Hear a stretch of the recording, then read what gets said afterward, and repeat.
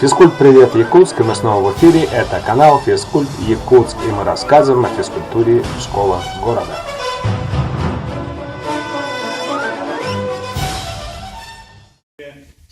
Были, как вы знаете, в советское время заканчивал университет или институт, и приходишь, и тебя отправляют куда-то. Даже вот университет я заканчивал. Физкульт, привет, Якутск, мы снова с вами. А сегодня вторник, 21 января 2020 года.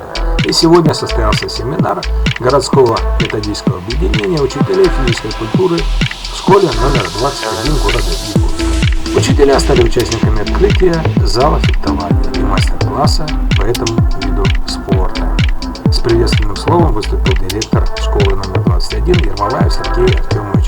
Мы желаем успехов по возрождению фехтования в нашем городе. Был поднят вопрос проведения методических семинаров в текущем полугодии и выбор актива методического объединения. Осветила этот вопрос Иванова Анисия Ивановна, исполняющая обязанности начальника отдела физической культуры и военно-патриотического воспитания управления образования.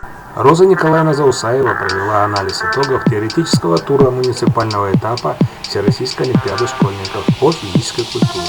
Было принято решение организовать семинары для учителей и учеников-участников по подготовке в теоретической части олимпиады.